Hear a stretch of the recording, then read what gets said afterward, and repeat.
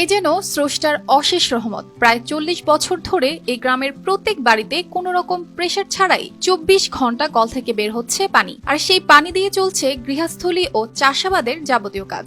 শেরপুরের সীমান্তবর্তী গারো পাহাড়ের রাঙাজান, বালিজুড়ি, খ্রিস্টানপাড়া ও অফিসপাড়া গ্রামের দরিদ্র মানুষদের ভাগ্য বদলে দিয়েছে জাদুর কল বা অটোকলের পানি। এই জাদুর কল থেকে চাপ কিংবা পাম্প জাতীয় যন্ত্র ছাড়াই বিশেষ কোনো এক অজানা চাপে ২৪ ঘন্টা বিরামহীন বের হচ্ছে পানি। এটি স্থানীয়দের কাছে জাদুর কল বা অটোকল নামেই পরিচিত।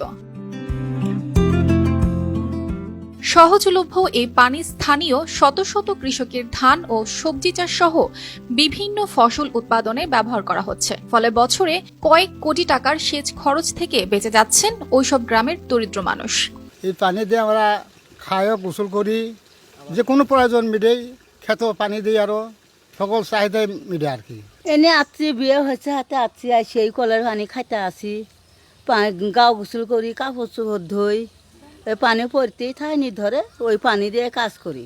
ক্ষেত খোলা তো পানি দেয়। যেখানে অন্যান্য পাহাড়ি এলাকায় টিউবওয়েল বা সেচ পাম্প বসাতে খরচ হয় লাখ টাকা, সেখানে এই ৪টি গ্রামে মাত্র ৩ থেকে ৪ হাজার টাকা খরচে ৪০ থেকে ৫০ ফুট গভীরে শুধুমাত্র ১.৫ অথবা ২ ইঞ্চি ব্যাসের পাইপ বসিয়ে কোনো যান্ত্রিক শক্তি ছাড়াই বিশুদ্ধ ও স্বচ্ছ শীতল পানি পাচ্ছেন স্থানীয় বাসিন্দারা।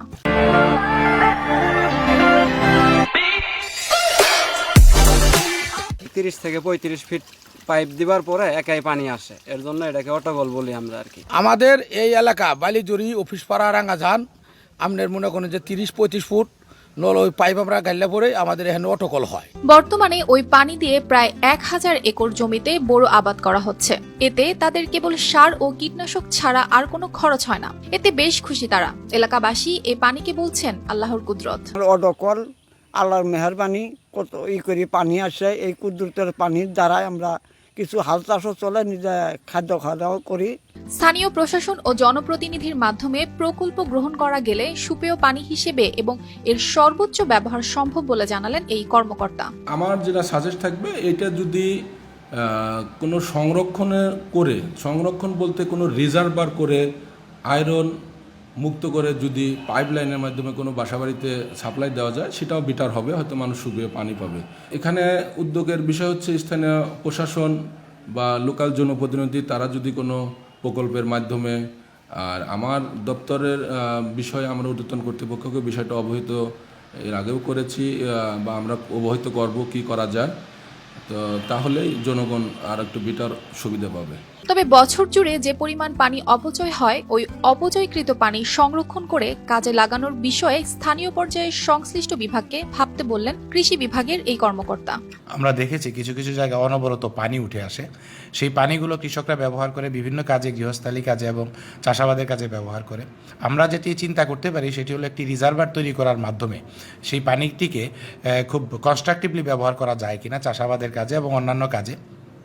সেটি আসলে স্থানীয়ভাবে আমাদের উপজেলা পর্যায়ে স্থানীয়ভাবে যে সমস্ত বিভাগ রয়েছে যারা ওয়াটার রিসোর্স নিয়ে কাজ করেন, তারা এটি একটু ভেবে দেখতে পারেন যেটি একটি রিজার্ভারে সংরক্ষিত রেখে এটি পরবর্তীতে বিভিন্ন চ্যানেলের মাধ্যমে বিভিন্ন জায়গায় স্থানান্তরিত করে সেটিকে সুন্দরভাবে ব্যবহার করা যায় কিনা। তবে সরকারি পৃষ্ঠপোষকতায় এই জাদুর কলের পানি যদি সুষ্ঠু ব্যবহার করা যায়, তবে আশেপাশের অনাবাদি আরো কয়েক হাজার একর জমিতে বোরো সহ বিভিন্ন ফসলের আবাদ করা সম্ভব বলে দাবি স্থানীয়দের।